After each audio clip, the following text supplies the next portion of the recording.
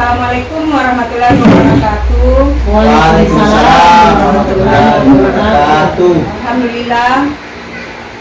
Alhamdulillahirabbil alamin. Assalatu wassalam ala asrofil anbiya'i wal mursalin wa ala alihi wa ashabihi. Puji syukur kita panjatkan kehadirat Allah Subhanahu wa taala karena dekat hari ini kita diberi kesempatan untuk bertemu dalam rangka kegiatan teman kita sebagai CDP Angkatan 9. Beliau akan mempresentasikan tentang penyebaran pemahaman budaya positif. Untuk mempersingkat waktu, kita persilakan kepada Ibu Megawati selaku CDP Angkatan 7. Untuk itu Angkatan 9. Untuk itu dipersilakan. Terima kasih. Assalamualaikum warahmatullahi wabarakatuh. Waalaikumsalam warahmatullahi wabarakatuh. Pertama saya mengucapkan banyak terima kasih kepada rekan-rekan sekalian yang bersedia meluangkan waktunya pada hari ini untuk mengikuti penyebaran pemahaman budaya positif. Jadi teman-teman sekalian, hari ini adalah hari di mana saya diberikan amanah di calon guru penggerak untuk mempresentasikan atau memperkenalkan bagaimana menyebarkan pemahaman budaya positif yang telah saya pelajari di CDP. Jadi teman-teman sekalian, hari ini kita bersama-sama, saya mau berbagi ilmu atau pemahaman kepada teman-teman sekalian bagaimana tentang pemahaman budaya positif itu. Nah, kalau pula kita kirimkan salam dan salawat untuk beliau kita Nabi besar Muhammad Sallallahu Alaihi Wasallam, di mana beliau adalah panutan kita, uswatun hasanah hingga akhir zaman kelak, insya Allah. Baiklah teman-teman sekalian, kita mulai acara kita pada hari ini. Semoga berjalan lancar. Mari kita mulai dan sama-sama baca basmalah. Bismillahirrahmanirrahim. Ya, jadi sebelum kita mulai teman-teman, kita mulai dulu ya kesepakatan kelas kita. Jadi hari ini yang pertama, semua peserta aktif dalam diskusi. Jadi kita semua ini yang di dalam ruangan ini adalah peserta untuk berdiskusi, diupayakan bagaimana supaya aktif mendengarkan dan bertanya kalau misalnya ada hal-hal yang ingin diketahui. Yang kedua, diskusi dilaksanakan selama 60 menit ke depan. Ya, jadi teman-teman silakan berkolaborasi dan teman yang lain bertanya atau menanggapi selama 60 menit ke depan. Yang ketiga, peserta diskusi memberikan umpan balik. Jadi kesempatan kelas kita ini teman-teman di sini, apa ada yang mau ditambah atau ada yang mau dikurangi? Sudah jelas. Jelas ya. Ya, kita lanjut ke slide berikutnya. Kita ada yang mau dikurangi, Pak? Kalau durasinya itu ya sudah jelas 60 menit ya Bu Guru ya. Ya, jadi tujuan kita pada hari ini melalui diskusi ini kita dapat memahami konsep inti budaya positif dan menerapkannya dalam pembelajaran kita di sekolah. Jadi teman-teman, nanti sebentar kalau misalnya kita sudah belajar tentang pemahaman positif ini, budaya positif ini, kita bisa terapkan di kelas. Ya, jadi bisa ilmu baru sebenarnya kalau berbicara ilmu baru tidak sudah biasa kita laksanakan di kelas, namun kita tidak tahu kalau ternyata yang ini yang namanya ini seperti itu. Jadi bukan sebenarnya hal baru biasa kita lakukan, namun kita tidak mengetahui apa sebenarnya itu namanya. Ya, selanjutnya konsep inti budaya positif. Yang pertama, perubahan paradigma belajar. Yang kedua, disiplin positif, nilai-nilai kebajikan, kebutuhan dasar manusia, motivasi perilaku manusia, posisi kontrol guru, keyakinan kelas, dan ketiga restitusi. Nah, ini teman-teman yang akan kita bahas sebentar. Ya, jadi teman-teman, insya Allah nanti sebentar kita bisa berbagi ilmu, pengalaman mungkin ya dari teman-teman mulai dari kelas rendah sampai kelas atas, kelas tinggi. Ya. Selanjutnya Mari kita eh, apa mengingat kembali apa sebenarnya pendidikan. Pendidikan itu kan banyak hal ya, mulai dari kamus bahasa Indonesia, dan sekarang yang saya mau perkenalkan tentang pendidikan yang menurut Ki Hajar Dewantara, di mana pendidikan adalah menuntun segala kodrat yang ada pada anak agar mereka dapat mencapai keselamatan dan kebahagiaan. Kita garis bawahi kebahagiaan. Jadi anak-anak itu belajar sebenarnya untuk ingin bahagia. Jadi pemahaman yang paradigma yang perlu kita ketahui bahwa anak-anak itu belajar untuk bahagia. Jadi tidak ada tuh anak-anak yang belajar tertekan karena PR, tertekan karena gurunya sering marah-marah, tertekan karena sedikit-sedikit disuruh ini, disuruh itu. Jadi mari kita buat belajar anak kita bahagia yang setinggi-tingginya, baik sebagai manusia maupun sebagai anggota masyarakat. Jadi pendidikan itu yang ada di sekolah terutama ya, yang formal-formal itu adalah untuk mencapai keselamatan dan kebahagiaan. Itu di sekolah, begitu juga di masyarakat. Jadi di masyarakat itu yang namanya melalui pendidikan, mereka intinya ingin keselamatan dan kebahagiaan yang setinggi-tingginya. Itu menurut Bapak Pendidikan kita, Ki Hajar Dewantara. Jadi mulai sekarang mungkin paradigma berpikir kita teman-teman bahwa belajar itu adalah untuk mencapai keselamatan dan kebahagiaan. Di sini mungkin ada yang bisa mengutarakan pendidikan seperti apa, atau ada ingin menyampaikan sesuatu tentang pendidikan. Silakan Pak Audin. Iya.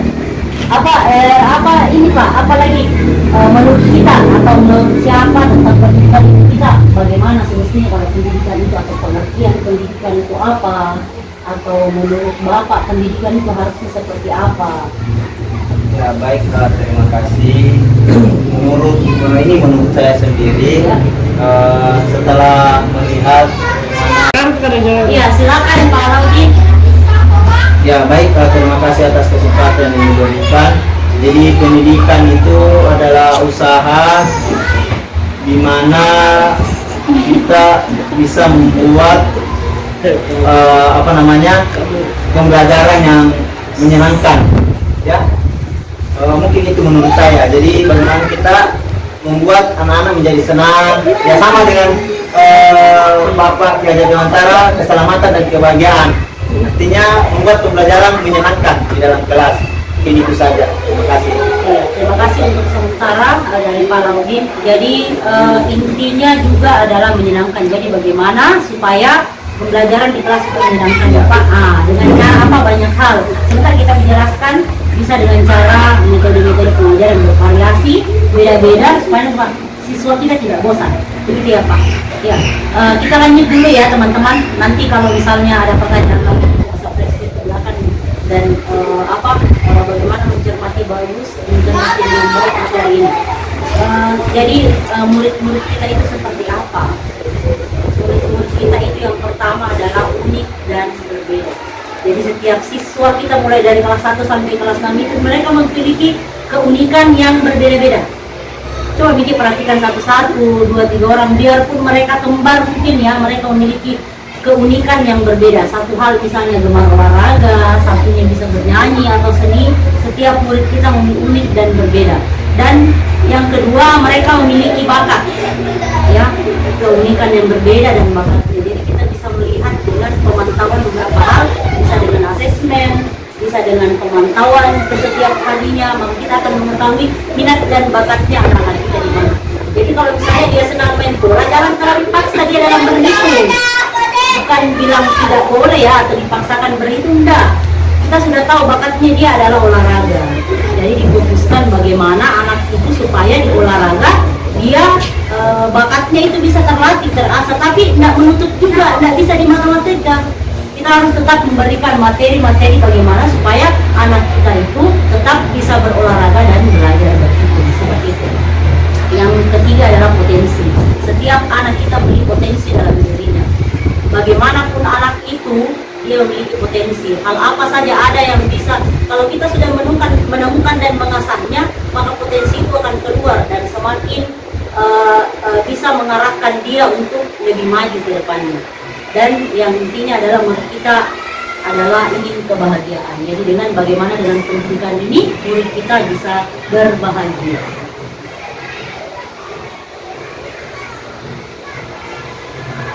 Ini cita-cita untuk murid kita.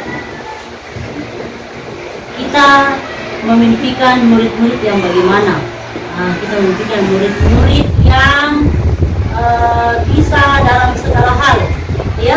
Nah, kita berusaha bagaimana bisa murid kita untuk memiliki kemampuannya dari segala bidang, meskipun dia hanya memiliki bakat di seni misalnya.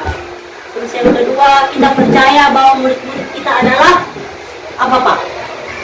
Kita percaya bahwa murid-murid kita itu adalah penerus bangsa, ya, penerus pendidikan kita. Kita nanti guru akan pensiun, siapa yang akan menggantikan kita kalau bukan mereka? Di sekolah kita mengutamakan apa? Mengutamakan kedisiplinan dan etos kerja yang besar. Murid di sekolah kita sadar betul bahwa sekolah ini adalah tempat untuk mencapai pendidikan dan kebahagiaan. Itu yang paling penting. Kita warga di sekolah ini yakin untuk memberikan segala pendidikan itu kepada siswa kita dengan alasan adalah tugas kita sebagai seorang pendidik. Jadi teman-teman, kita kembali memberikan pendidikan yang terbaik untuk siswa kita agar mereka bisa berbahagia dengan adanya pendidikan. Lanjut ya teman-teman, kalau ada pas misalnya sementara ada yang kurang jelas atau apa bisa ditanyakan. Nah, sekarang perubahan paradigma pembelajaran. Paradigma belajar. Pembelajaran dengan paradigma baru merupakan pembelajaran yang dirancang berdasarkan prinsip pembelajaran berdiferensiasi. Jadi berdiferensiasi adalah pembelajaran yang berpusat pada murid. Pembelajaran berdiferensiasi sehingga para peserta didik belajar sesuai kebutuhannya berdasarkan tahap perkembangan sesuai teori psikologi modern untuk mewujudkan profil belajar Pancasila. Jadi siswa kita belajar sesuai dengan kebutuhannya. Jangan kita jadi yang paling pertama adalah kita mengetahui dulu bagaimana siswa kita itu mereka ingin belajar seperti apa. Sebenarnya kalau pembelajaran yang seharusnya itu kita mengetahui dulu bakat-bakatnya siswa kita. Setelah itu hal apa saja yang bisa kita berikan. Misalnya mereka suka dengan mendengarkan, mereka suka dengan audio visual, mereka suka dengan gambar-gambar. Tapi pelajaran berdiferensiasi itu tidak mesti satu siswa satu pembelajaran, tidak. Tapi yang jelas kita sudah mengetahui siswa kita itu membentuk model belajar yang dia inginkan itu yang seperti apa. Jadi perubahan paradigma belajar ialah dirancang berdasarkan prinsip pembelajaran berdiferensiasi sehingga para peserta didik belajar sesuai dengan kebutuhannya, ya, sesuai dengan kebutuhan yang diperlukan siswa kita. Lanjut, miskonsepsi tentang teori kontrol. Yang pertama, ilusi guru mengontrol murid. Yang kedua, ilusi bahwa semua penguatan positif, efektif dan bermanfaat. Itu ilusi semua Pak. Ilusi bahwa kritik dan membuat rasa bersalah mampu menguatkan karakter, itu ilusi. Ilusi bahwa orang dewasa berhak memaksa, tidak ada. Kita guru berhak memaksa anak, itu sangat tidak benar. Itu adalah miskonsepsi tentang teori kontrol. Jadi di sini kita bisa banyak belajar tentang hal-hal apa saja yang bisa kita terapkan di kelas. Selanjutnya, stimulus respon. Realitas kebutuhan kita sama. Teori kontrolnya adalah kebutuhan kita itu berbeda-beda.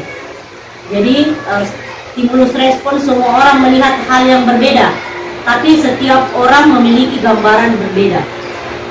Kita mencoba mengubah orang agar berpandangan sama dengan kita. Teori kontrolnya kita berusaha memahami pandangan orang lain tentang dunia. Perilaku buruk dilihat sebagai suatu kesalahan. Semua perilaku memiliki tujuan. Nah, kita kalau buruk nih kita salah nih, kirai salah nih. Yang bisa, saya bisa mengontrol orang lain, Anda tidak bisa mengontrol orang lain. Kemaksaan ada pada saat bukan gagal.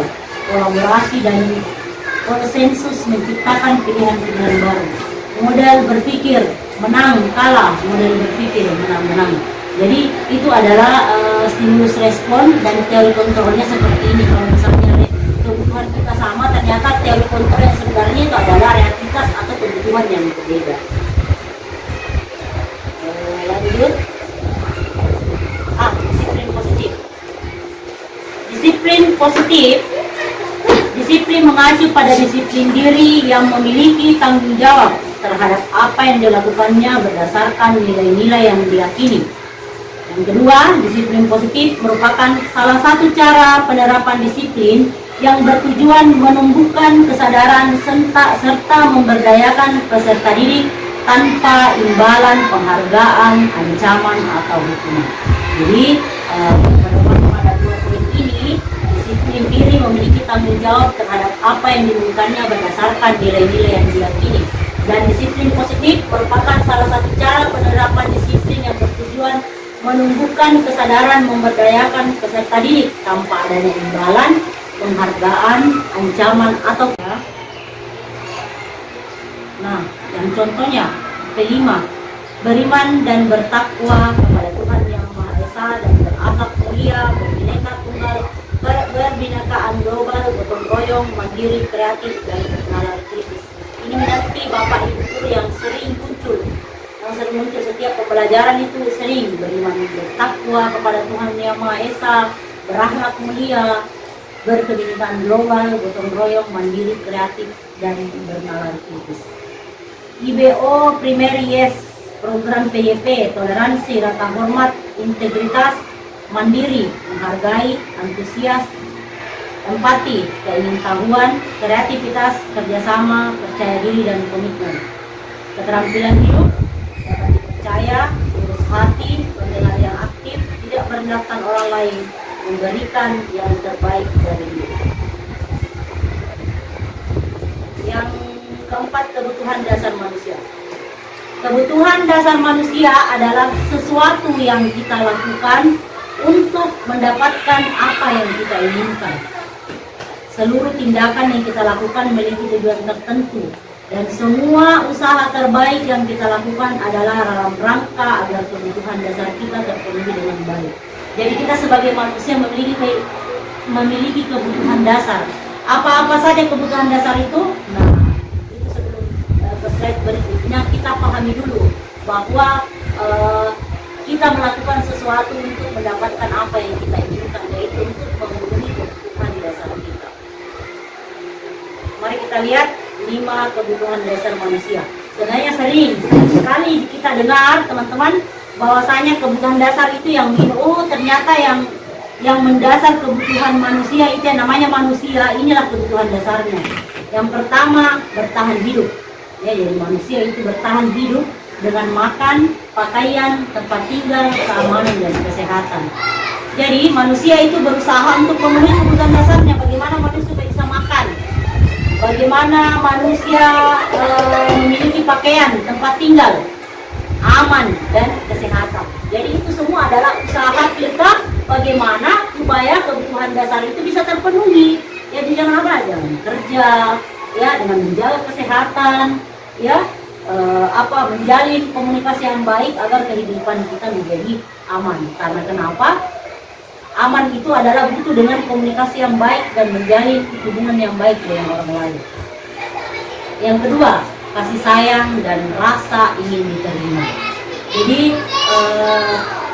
rasa diterima, kepedulian, berbagi, kerjasama menjadi bagian dalam kelompok. Jadi setiap orang itu membutuhkan kasih sayang dan rasa ingin diterima. Rasa ingin diterima di mana di lingkungan hidup kita masing-masing. Dan yang ketiga, penguasaan, harga diri, keinginan untuk dianggap pemimpin, berprestasi, diakui, dan didengar. Jadi setiap orang itu memiliki harga diri, memiliki keinginan untuk dianggap. Saya ini mau dianggap sebagai teman-teman, sebagai teman kalian yang ingin berkolaborasi, ya, ingin berbagi, begitu. Saya ini, semua orang ingin dianggap berprestasi. Saya memiliki prestasi berprestasi dalam bidang saya masing-masing. Semua orang ini diakui, ini benar. Ya, jadi sekali-sekali kita menjadi pendengar yang baik untuk teman-teman. Gantian ya, nanti kalian dulu, teman-teman dulu yang menjadi pendengar yang baik. Yang keempat, kebebasan. Dan kita manusia butuh kebebasan. Kebebasan yang bagaimana? Mandiri, memiliki pilihan, mencoba hal baru, mampu mengendalikan ke arah diri. Dan yang kelima adalah kesenangan. Jadi kita semua, apalagi siswa, memiliki kesenangan bermain, humor, antusiasisme, tertawa. Jadi itu adalah 5 kebutuhan dasar manusia.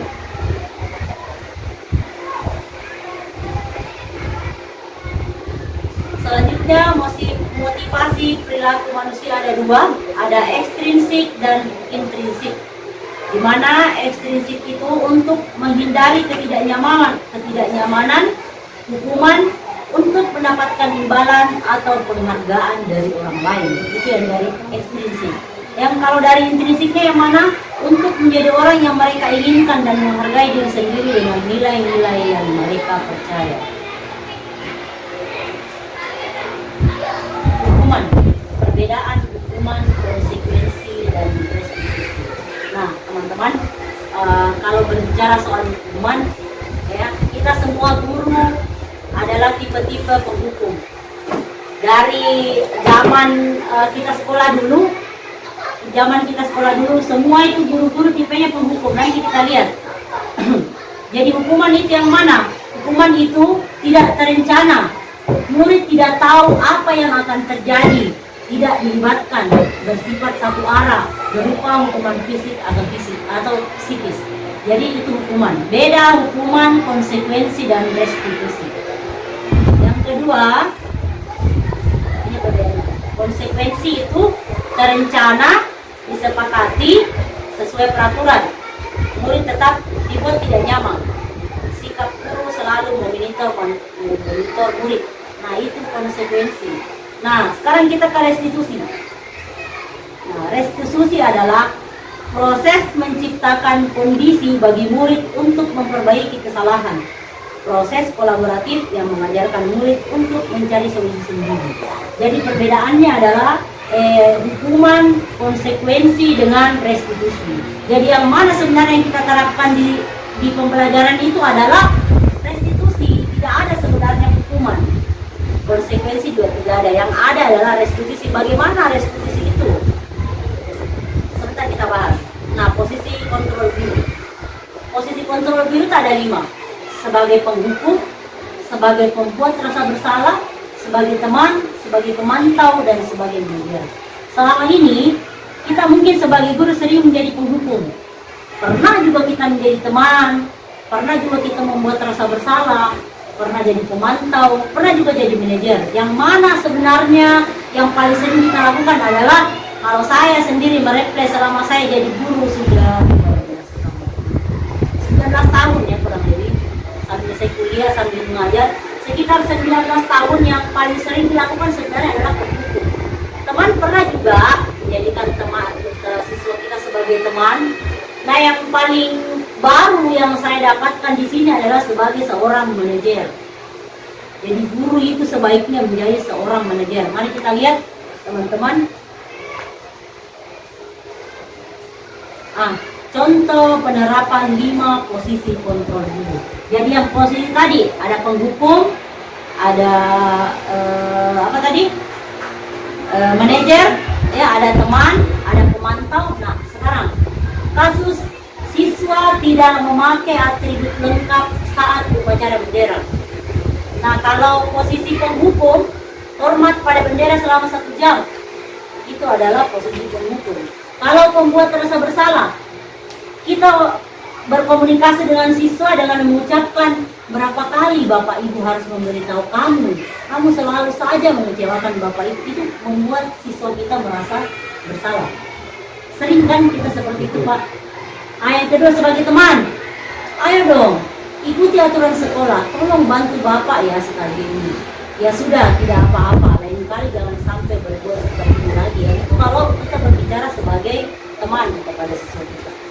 Yang keempat, pemantau. kamu sudah melanggar peraturan sekolah, kamu tahu konsekuensinya. Setelah upacara kamu melihat tribut ke koperasi sekolah, jangan diulangi. Nah itu kalau posisi kita sebagai pemantau. Yang kelima, manajer, apakah kamu tahu kesalahanmu? Nah, kita berusaha memunculkan dalam diri siswa untuk mengetahui dan sadar akan kesalahannya. Dan kira-kira bagaimana kamu memperbaiki kesalahanmu. Jadi kita tidak menghukum. Dia akan menjawab, iya Bu, saya tahu, saya salah. Kira-kira bagaimana kamu memperbaiki? Nanti, paling dia bilang seperti ini, nanti upacara berikutnya saya akan berpakaian lengkap. Jadi kita tidak sebagai penghukum, tidak memberikan beban kepada siswa, kita hanya menumbuhkan rasa bersalah dalam dirinya dan dia sendiri yang menghukum dirinya. Seperti itu, itulah yang disebut manajer. Jadi diupayakan dalam posisi kontrol, kita berusaha menjadi guru sebagai posisi kontrol kita adalah berupaya bagaimana bisa menjadi manajer. Ya, saya teman-teman sambil diminum, dinikmati yang ada di depan, santai saja tabe. Iya, teman-teman, jadi 5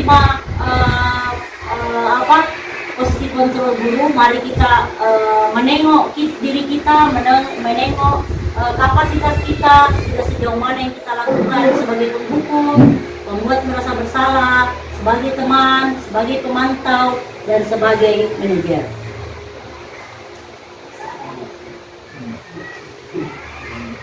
Oke teman-teman, kita simak dulu video tentang yang saya sajikan hari ini.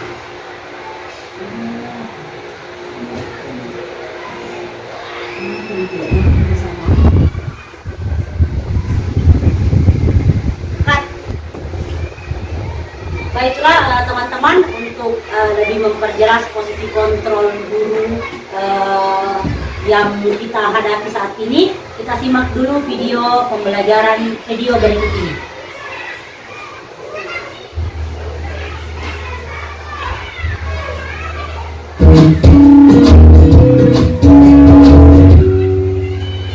Salam bahagia Ibu dan Bapak guru hebat.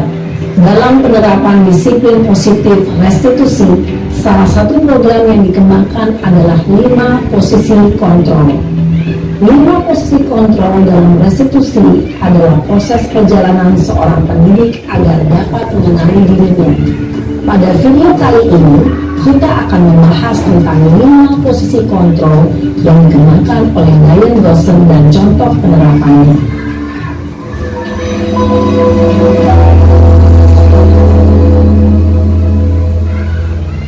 Lima posisi kontrol itu adalah: 1. Posisi penghukum. 2. Posisi pembuat merasa bersalah. 3. Posisi teman. 4. Posisi pemantau atau monitor. Dan 5. Posisi manajer. Untuk lebih memahami kelima posisi tersebut, mari kita saksikan kasus Naren yang terlambat hadir 20 menit di sekolah dan melihat bagaimana kelima posisi kontrol dalam menghadapi masalah tersebut.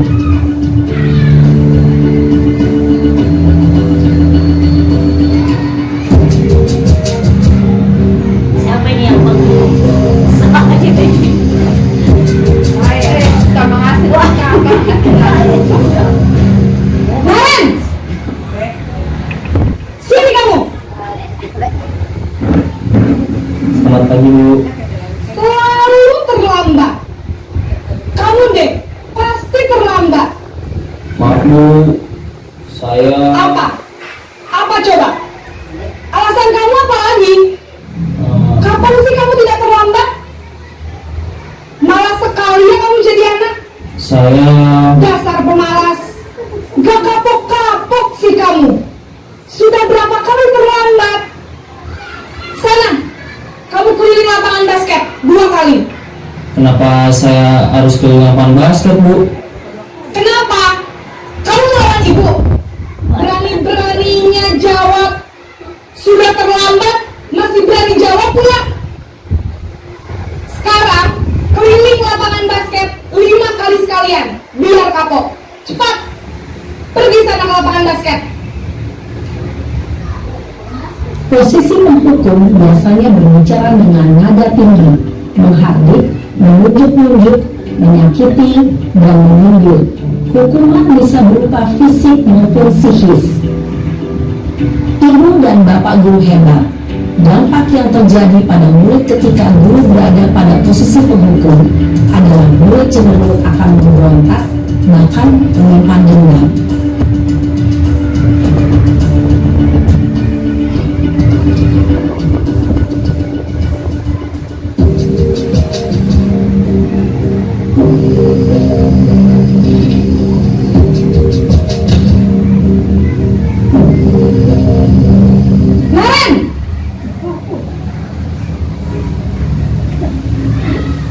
Selamat pagi Bu. Naren, kamu kenapa terlambat lagi, nak? Ya Tuhan, Naren, kamu senang ya bikin ibu susah ya? Kalau kamu terlambat lagi, nanti ibu yang ditegur bapak kepala sekolah, nak. Disangka ibu tidak bisa membina kamu. Duh, gimana ini? Maaf Bu. Bu Gusti, Naren, kamu suka ya kalau ibu ditegur bapak kepala sekolah? Terus, sekarang ibu harus tulis apa ini di buku absen? Ini kamu sudah sering terlambat loh. Ibu harus apa coba? Maaf Bu. Maaf sekali. Ya sudah, lain kali jangan bikin ibu susah lagi ya nak ya. Ibu tidak akan kuat lagi kalau kamu gini terus. Bisa jantungan kalau ibu ditegur bapak kepala sekolah. Sana cepat ke kelas. Maaf ya Bu. Maaf sekali. Posisi pembuat rasa bersalah berbicara dengan nada tenang, cenderung lembut. Namun kata-kata yang diutarakan membuat murid merasa menjadi orang yang gagal, memandang buruk dirinya sendiri, merasa tidak berharga, dan tidak sanggup membahagiakan orang lain. Ketika guru mengambil posisi pembuat rasa bersalah, murid akan menganggap dirinya yang bersalah dan ia akan menyimpan emosi negatif tersebut di dalam dirinya.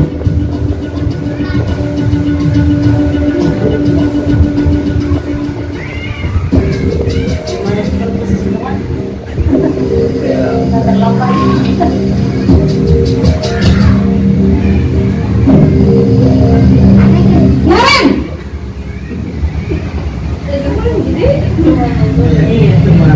Selamat pagi Bu.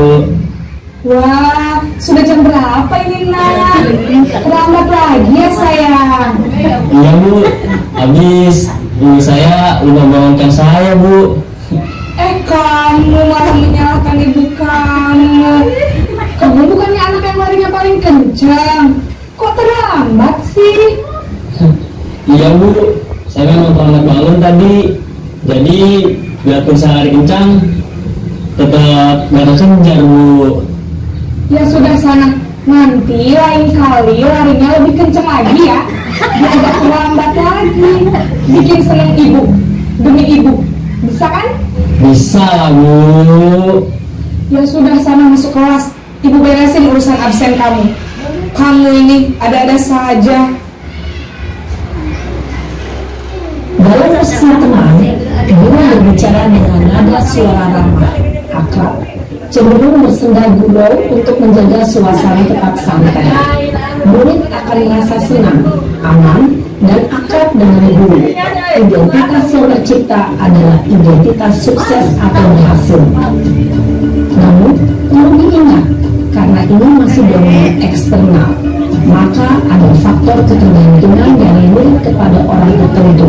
Di sini guru absennya, sehingga dalam waktu murid bisa berperilaku baik, namun hanya kepada orang-orang tertentu saja.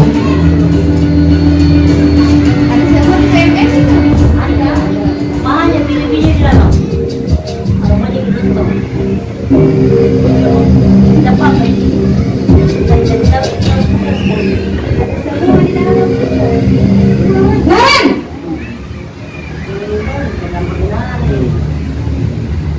Selamat pagi Bu.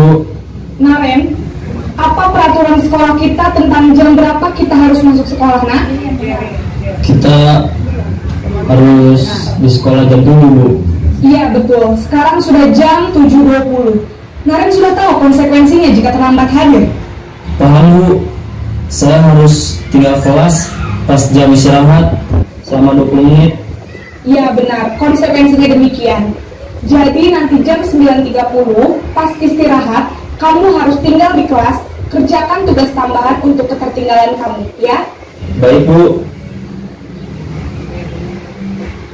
Posisi pemantau mengandalkan penghitungan atau data untuk mengontrol murid. Guru mengarahkan murid berdasarkan peraturan dan konsekuensi. Seorang pemantau menunjukkan bahasa tubuh dan ekspresi wajah yang datar dan cenderung formal.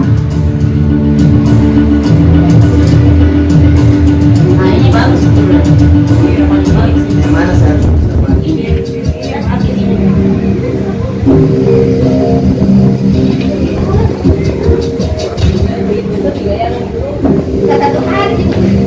Naren!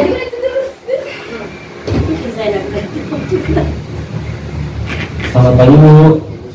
Selamat pagi Naren. Maaf Bu, saya terlambat. Iya, sekolah masuknya jam 7, sekarang sudah jam 7.20. Jadi sekarang bagaimana ini Naren? Maaf Bu, saya lupa setel alarm saya semalam. Baiklah, menurut kamu, keyakinan sekolah yang mana yang perlu kamu tingkatkan? Menghargai diri sendiri dan orang lain mungkin ya Bu. Setuju. Jadi, apakah Naren meyakini prinsip saling menghormati tersebut? Iya Bu, saya meyakininya. Apakah Naren bersedia memperbaiki masalah keterlambatan ini? Bersedia Bu. Bagaimana kamu akan perbaiki masalah keterlambatan ini? Saya akan coba untuk tidak lupa menyetel alarm saya Bu. Baik, kalau Naren lupa menyetel alarm di rumah, ada orang yang kira-kira bisa bantu mengingatkan tidak? Ada Bu, kata saya, Kak Emma. Ada lagi selain Kak Emma? Selain Kak Emma, ada ibu saya. Baik, jadi yang mengingatkan Naren adalah Kak Emma dan ibu kamu ya? Kira-kira akan mulai setel alarm kapan nih Naren? Setelah pulang sekolah, akan segera saya lakukan. Baik, jadi Naren akan setel alarm untuk bangun besok pagi dan akan diingatkan oleh kakak dan ibunda Naren ya. Ada lagi yang mungkin perlu dilakukan Naren agar tidak terlambat bangun lagi. Tidak ada Bu. Baik Naren, terima kasih untuk kerjasama kamu. Sekarang kamu perlu kembali ke kelas untuk belajar. Baik Bu, terima kasih. Posisi manajer adalah posisi kontrol yang disarankan untuk membimbing murid memiliki sikap disiplin yang positif, yaitu murid yang mandiri, bertanggung jawab, dan dapat memecahkan masalah. Tujuan dari posisi ini adalah agar murid dapat berefleksi atas tindakannya. Guru akan dengan tulus memberikan pertanyaan-pertanyaan bermakna, sehingga membuat murid dapat belajar dari kesalahannya dan mencari sebuah solusi untuk menyelesaikannya. Ibu dan bapak guru hebat, setelah mengamati adegan kelima posisi kontrol tadi, kira-kira posisi mana yang paling ideal? Posisi mana yang dapat menunjang motivasi intrinsik murid? Ya, tentu posisi manajer. Posisi ini memang posisi ideal yang ingin dituju setiap pendidik. Pada posisi inilah, guru dapat menerapkan disiplin positif yang berpihak pada murid dan memerdekakan murid. Perjalanan seorang pendidik tentunya tidak mudah untuk sampai pada posisi seorang manajer. Namun, tujuan kita pasti, yaitu menciptakan murid-murid yang mandiri, merdeka, dan bertanggung jawab. Semoga penggambaran 5 posisi kontrol yang telah diperlihatkan ini dapat menjadi ajang refleksi bagi kita semua, agar dapat terus mengasah dan menerapkan disiplin positif yang memerdekakan murid. Mari terus berlatih dan bersemangat. Selamat menerapkan. Salam dan bahagia, Ibu dan Bapak Guru hebat.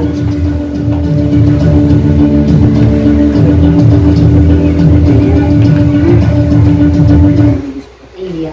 Bagaimana teman-teman dengan video yang tadi? Ya, jadi video yang tadi adalah bisa menjadi inspirasi bagi kita ya, bisa menjadi inspirasi bagaimana kita menerapkan posisi kontrol kepada siswa-siswa kita. Jadi posisi pertama adalah posisi penghukum.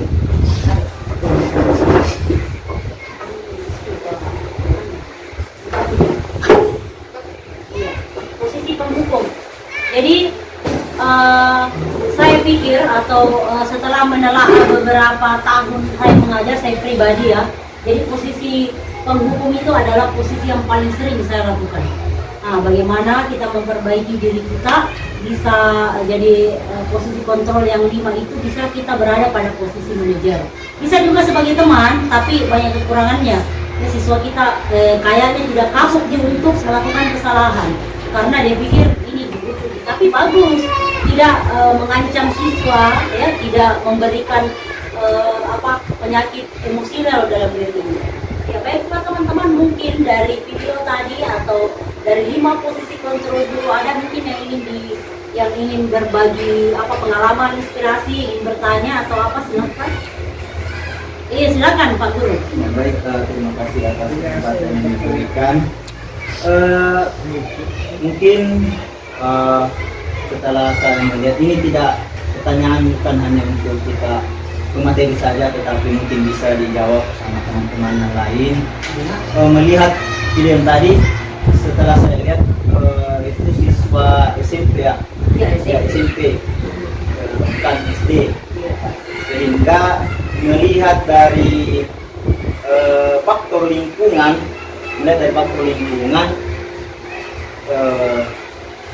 apakah cara berpikir SD dengan berpikir SMP dengan pertanyaan-pertanyaan sebagai manajer itu bisa tersampaikan.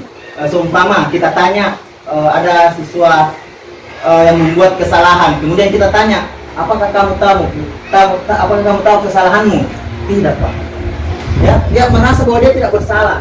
Kemudian bagaimana caranya kita sebagai guru memberikan pertanyaan, kamu salahnya di sini. Itu salah lagi. Kita tidak sebagai manajer kalau sudah seperti itu, karena kita sudah mengatakan kesalahan sendiri dan itu tidak bisa di manajer itu. Nah, kemudian setelah kita beritahu ini salahmu, terus bagaimana cara kamu untuk memperbaiki kesalahanmu? Tidak tahu, Pak. Ya mungkin itu pertanyaan. Kalau SD kelas 5, kelas 6 bolehlah bisa menjawab pertanyaan. Tapi kalau kelas 1, kelas 2, kelas 3, yang kelas-kelas rendah lah, dia tidak berpikir bahwa dia salah, dia tidak merasa bahwa salah. Jadi mungkin bagaimana solusinya Bapak Ibu guru, sehingga apa sebenarnya yang kita harus pakai dalam memposisikan kita sebagai guru, ya, karena ada penghukum sebagai teman, kemudian pembuat rasa bersalah, dan juga sebagai pemantau manajer. Mungkin itu bisa saya sampaikan solusi. Iya, menarik sekali ya, Bapak Ibu guru. Jadi itu tadi memang contoh dari SMP ya, di mana SMP itu tingkat berpikirnya sudah lebih dari SD, lebih di atas sedikit daripada SD. Nah, sekarang untuk memaksimalkan kita menjadi sebagai posisi manajer, sebagai seorang guru, nah kita posisikan diri sebagai SD ya, misalnya di kelas rendah. Mungkin sebelum saya memberikan sedikit solusi mungkin atau gambaran kepada Pak Lebih, mungkin ada teman-teman yang bisa membantu. Silakan. Terima kasih atas kesempatan yang diberikan. Kalau menurut saya, jika dibandingkan pemikiran dari siswa SMP dengan SD itu mungkin jauh berbeda ya. Karena kalau dipikir di SMP itu sudah dewasa. Kalau di SD termasuk masih anak-anak, apalagi kalau dia masih kelas-an atau kelas rendah itu sangat berbeda. Menurut saya, kalau di fase A itu, kalau posisi manajer itu mungkin kita belum bisa terapkan karena itu membutuhkan pemikiran yang jernih dalam menjawab pertanyaan seorang guru. Kalau saya itu posisi yang bagusnya itu posisi teman. Ya, posisi teman kalau di tingkat kelas rendah. Tetapi kalau kelas tinggi itu mungkin sudah bisa kita terapkan yang namanya posisi manajer karena dia sudah lebih paham dengan kata-kata yang kita keluarkan seperti itu. Jadi kalau misalkan di SD itu ada seorang siswa yang sesuai dengan video yang kita lihat itu ada yang datang terlambat. Mungkin kita yang punya kelas kadet yang kita tahu harus teman saja, jangan tertutup apa segala macam. Kalau posisi manajer hanya belum bisa, gitu. Beda dengan kelas tinggi, mungkin sudah bisa karena pelajaran sudah begitu. Yes. Terima kasih Ibu Asriani. Jadi menurut Ibu Asriani bahwasannya kalau sebagai seorang manajer di kelas rendah itu sebaiknya kita berlakukan di posisi teman dulu ya. Mungkin ada lagi dari teman-teman yang lain. Ya. Kalau menurut saya tetap ya betul gitu sekali kita mau memposisikan kita sebagai teman di kelas rendah, kelas 1 dan kelas 2. Tapi Bapak Ibu tergantung juga kesalahan siswa kita. Nah kalau misalnya contoh terlambat tadi, kalau kita tanya kesalahan siswa mungkin mereka tahu saya terlambat di guru. Ya saya terlambat. Jadi kalau disuruh mencari solusi sendiri, paling dia bilang nanti bangun cepat Kak besok. Itu mungkin jawaban yang paling sederhana. Jadi mari kita kolaborasikan menjadi teman dan mengupayakan bagaimana posisi kontrol itu tetap kita asah. Tetap kita asah, tetap kita munculkan, ya tetap kita munculkan bagaimana bisa menjadi manajer yang baik. Ya tetap. Kalau teman mungkin cocok sekali memang seperti kata Ibu Asriani di kelas rendah itu kelas 1 dan kelas 2 teman paling cocok. Kenapa bisa datang terlambat? Nah, jam berapa nih ini? Tapi tetap kita bagaimana mengasah posisi kita menjadi seorang manajer di kelas rendah. Karena kalau kita dikolaborasikan Pak Guru. Karena kalau kita tidak mengasah bagaimana dengan saya yang terus di kelas 1 dan kelas 2, saya tidak bisa menerapkan posisi kontrol manajer begitu. Kalau saya jadi tergantung juga dengan situasi kesalahan anak siswa kita yang paling sering adalah berkelahi dengan teman. Kita bisa tanya, kenapa kau berkelahi? Aku buka duluan dulu, paling kan mereka lebih dulu. Jadi bagaimana mengupayakan? Ada juga satu video yang pernah saya lihat di di LMS saya itu seorang siswa berkelahi dengan temannya. Jadi tapi dia SMA ya, dia SMA. Begitu ditanya, mereka langsung tahu saya yang salah. Jadi posisi manajer itu memang menunjukkan kepada siswa itu untuk mengetahui sejauh mana kesalahannya dan sebagaimana dia berpikir untuk memperbaikinya. Jadi selaku kasus yang dicontohkan oleh Pak Alaudin tadi, mari kita posisikan kita untuk mengkolaborasikan posisi kontrol menjadi teman dan tetap berupaya bagaimana bisa kita sebagai guru selalu memunculkan rasa sebagai seorang manajer. Saya kira mungkin ada lagi, kalau tidak kita lanjut. Nah sekarang kita perhatikan dari 5 posisi kontrol tadi dengan kasus seperti ini, saya kecewa sekali dengan kamu. Kira-kira posisi kontrol apa ini? Apa itu? Rasa bersalah. Rasa bersalah, tepat ya. Saya kecewa sekali dengan kamu. Kamu tidak pernah benar melakukannya. Kalau ini?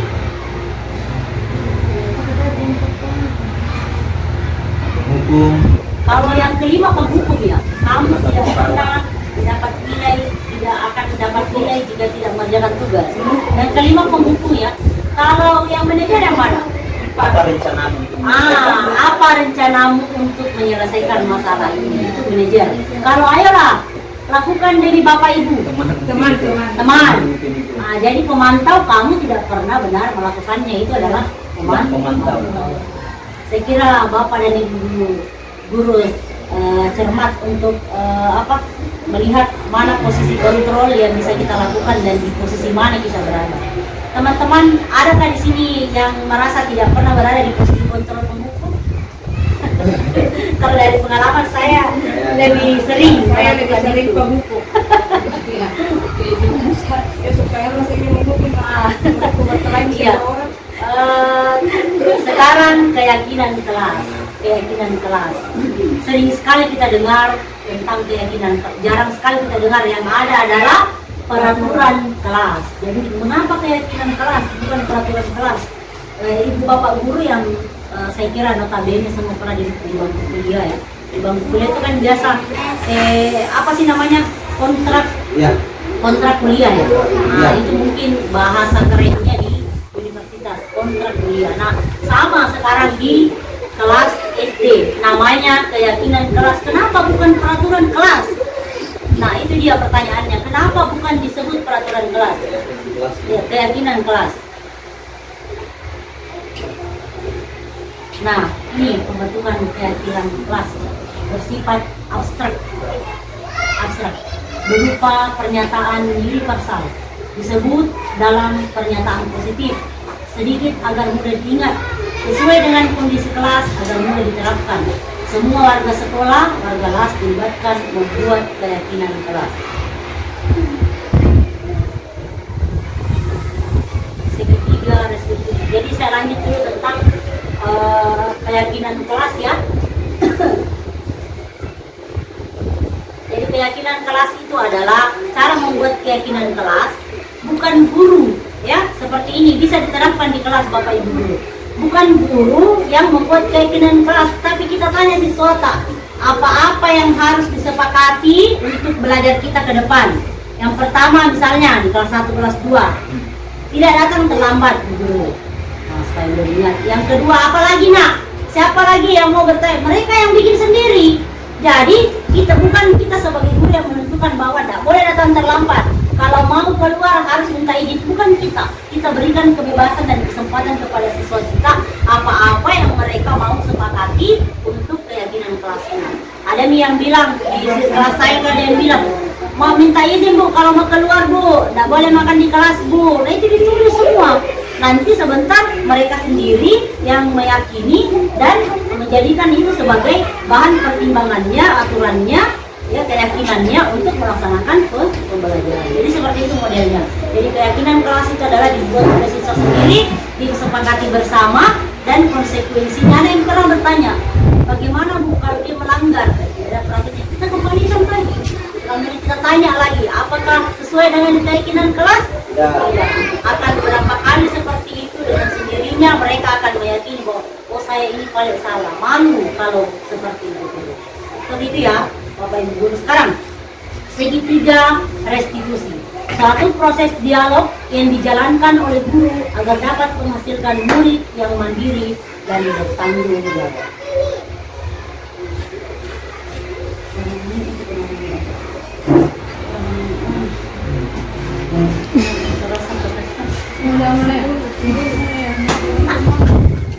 Stabilkan identitas.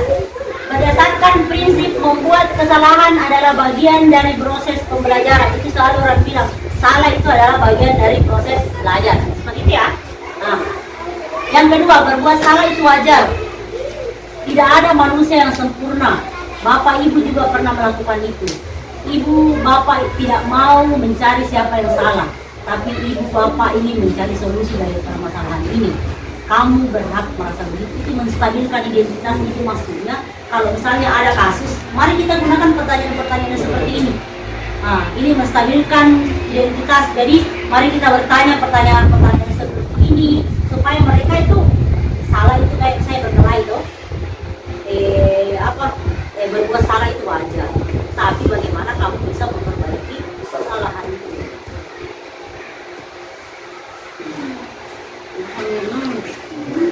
Yes, sabar semua. Validasi tindakan yang salah. Berdasarkan prinsip setiap perilaku berupaya memenuhi suatu kebutuhan tertentu. Ya. Yang kedua, kamu pasti punya alasan mengapa melakukan itu. Ketiga, padahal kamu bisa melakukan yang lebih buruk dari ini. Kamu patut bangga karena telah memenuhi sesuatu yang penting buatmu. Kamu melakukannya karena mempertahankan sesuatu yang penting buatmu. Jadi memvalidasi kalau misalnya hal-hal yang salah divalidasi dengan memberikan pertanyaan-pertanyaan seperti ini.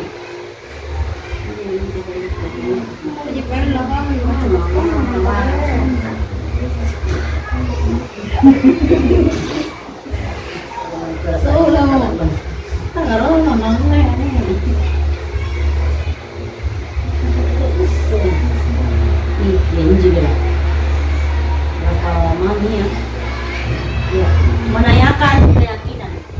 Berdasarkan prinsip teori kontrol bahwa pada dasarnya kita termotivasi secara intrinsik. Apa keyakinan kelas kita? Nilai apa yang telah disepakati bersama? seperti apa gambaran sebuah kelas yang ideal menurut kamu? Kamu ingin menjadi orang yang seperti apa? Jadi teman-teman sekalian, keyakinan kelas itu ini yang kita tanyakan kepada siswa kita. Apa-apa yang berdasarkan prinsip teori kontrol bahwa pada dasarnya kita termotivasi secara intrinsik dari dalam, ya, intrinsik, motivasi dari dalam. Nilai apa yang telah disepakati bersama? Jadi teman-teman sekalian atau anak-anak kita, siswa kita telah menyepakati hal-hal yang bagaimana, dan itulah yang akan menjadi keyakinan kita. Seperti apa gambaran kelas yang ideal buat siswa kita? Mereka ingin kelas yang nyaman, mereka ingin kelas yang belajarnya menarik. Begitu itu kita sebagai guru juga harus bagaimana memotivasi diri kita untuk menjadikan kelas kita atau suasana belajar kita menarik dan semuanya berpusat pada murid. Jadi intinya sebenarnya adalah pembelajaran yang berpusat pada murid. Kita ini guru hanya adalah fasilitator, ya. Anak-anak itu memiliki bakat sendiri. Anak-anak itu disuruh seperti halnya kita menanam padi, ya. Jadi anak-anak itu adalah sebuah kertas kosong yang diisi, tapi ada memang nih garis-garis tipis di dalamnya. Itu yang perlu kita pahami, ya. Orang pahami itu hanyalah anak-anak itu adalah sebuah kertas kosong. Padahal di balik kertas kosong itu sudah ada sedikit garis-garis yang ada di dalamnya. Kita guru tugasnya adalah menebalkan garis-garis itu. Misalnya dia sukanya pada bagian seni, mari kita menebalkan garis-garis yang ada dalam itu untuk meningkatkan bakat dan minatnya di dalam seni. Seperti itu maksudnya. Jadi jangan ada garis-garis tipisnya mau lagi ditambah garis-garis di bawah berikutnya, padahal itu yang anak-anak mau ditebalkan itu garisnya. Seperti itu dari pemahaman yang saya dapat dihajar dengan baik. Lanjut teman-teman, mungkin sedikit lagi materi saya. Nah, saya pernah melakukan restitusi kepada siswa saya, ya. Dia itu datang terlambat. Dengan alasannya Nalupai bilang masuk jam 7. Saya bilang lupa, ibu kira masuk siang. Jadi ada beberapa hal yang saya berikan kepada dia, nasihat-nasihat, dan alhamdulillah besoknya nggak ada lupa tuh, karena posisinya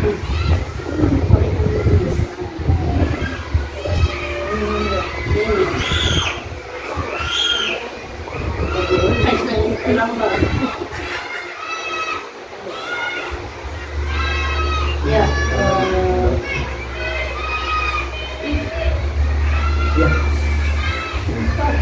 Iya. Jadi teman-teman, dalam penerapan program disiplin positif, hendaknya kita sebagai guru memiliki standar kepribadian profesional, sosial yang baik, di mana guru mampu merefleksi dirinya dalam posisi kontrol saat ini. Bagaimana perjalanan dirinya sebagai among atau manajer dan menuntut murid-muridnya menjadi insan yang mandiri, merdeka, dan bertanggung jawab seperti SNP dan tetap. Teman-teman sekalian, memang kita diacu bagaimana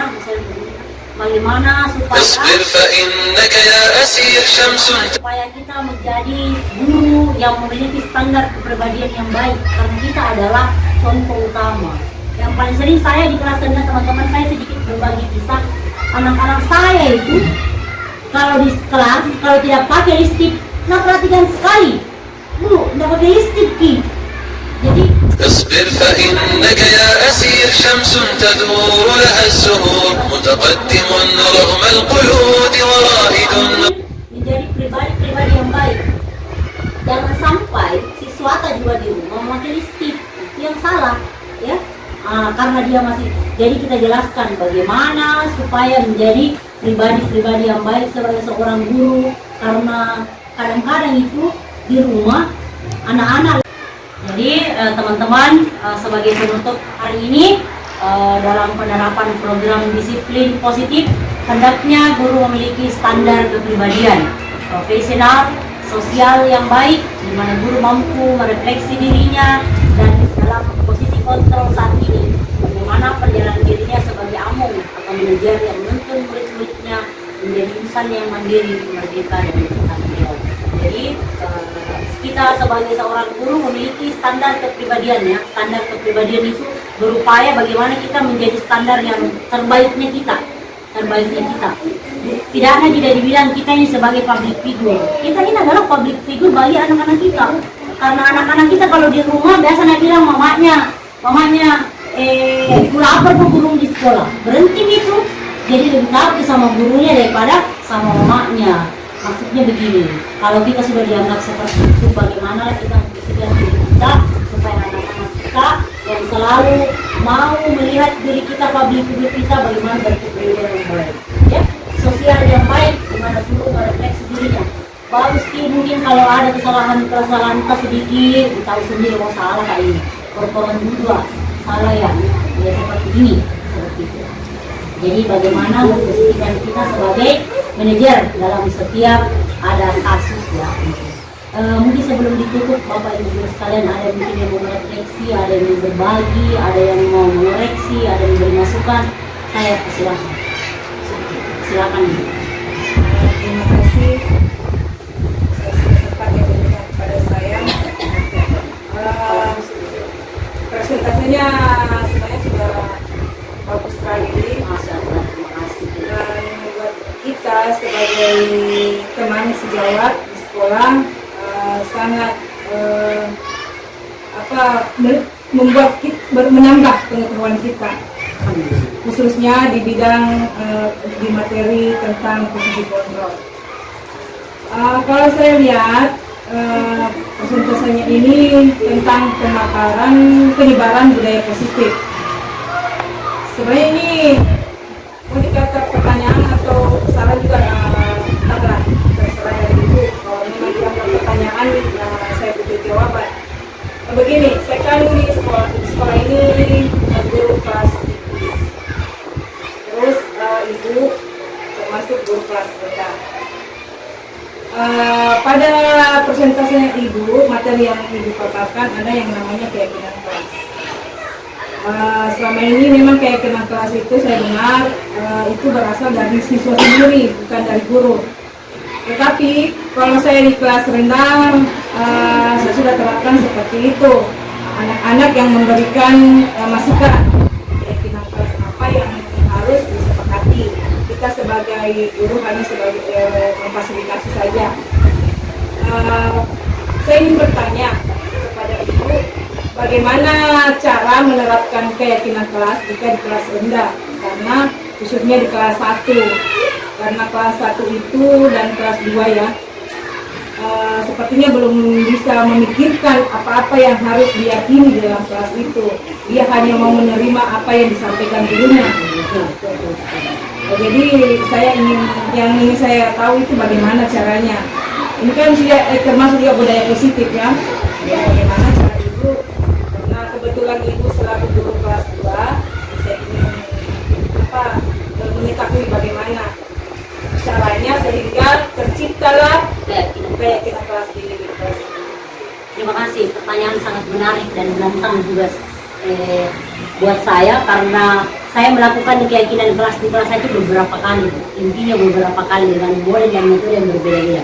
Yang pertama, sebelum saya ikut CBP, setahu saya ada namanya peraturan kelas ya, peraturan kelas yang sudah ditempel di dinding. Itu yang paling pertama setelah saya belajar di CBP, yang paling pertama adalah itu yang saya ambil dan saya ganti.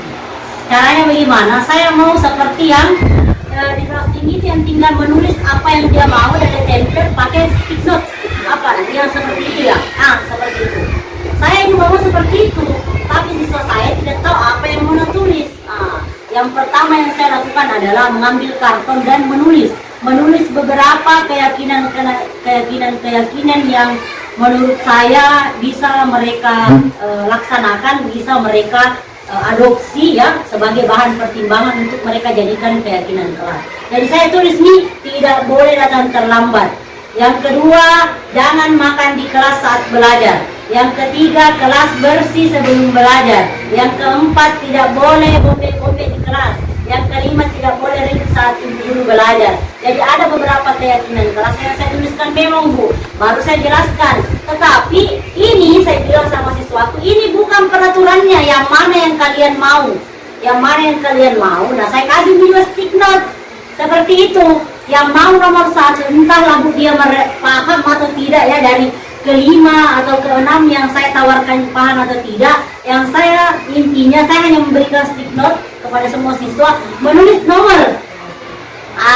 Menulis nomor di sticknote-nya, sebentar dia tempelkan nih di apa lagi di karton yang sebelahnya. Saya kasih dia, senang sekali.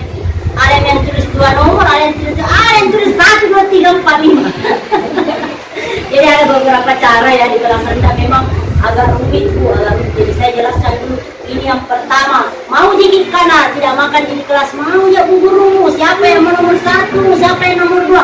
Ada yang 1 orang 2, ada yang 1 orang 1, ada pun yang tidak mau. Tanya kenapa tidak mau, yang nomor berapa saya Bu, pilih yang mah. Jadi ada berbagai macam hal yang muncul di kelas saya setelah proses keyakinan kelas itu berlangsung. Jadi beda mungkin di kelas ibu yang hanya apa yang kita mau, paling mereka nulis tidak boleh hidupnya menulis tapi menempelkan sendiri. Beda dengan saya Bu, harus dengan seperti itu. Jadi ada yang berkeyakinan sampai 5, jadi 5, 6 yang saya tulis itu akhirnya ada semua nomor, ada semua yang pilih, tidak ada yang tidak sepakati. Jadi setelah itu saya ulangi lagi, saya bacakan, setuju semua, setuju Bu, pokoknya setuju dengan tahu. Jadi ya mungkin itu ya tantangannya di kelas rendah dengan kelas tinggi teman-teman. Jadi mungkin yang di kelas tinggi mungkin agak enak karena bisa menulis, bisa membaca, bisa menyelesaikan sendiri. Jadi itulah pengalaman berbagi saya. Kalau mungkin ada saran dari kelas-kelas tinggi atau mungkin mau mencoba-coba turun di kelas 2 memberikan bagaimana tentang keyakinan kelas dan kriteria. Saya kira cukup. Terima kasih teman-teman sekalian, hari ini luar biasa. Teman-teman sekalian, saya mengucapkan banyak terima kasih untuk waktu yang telah diluangkan dalam kesempatan ini, dan harapan saya semoga hal yang saya berikan ini bisa menjadi ilmu baru buat kita, bisa dimanfaatkan. Kalaupun misalnya ada hal-hal yang kurang jelas berikutnya kita bisa sharing ya, sharing teman-teman mungkin filenya kalau ada yang mau.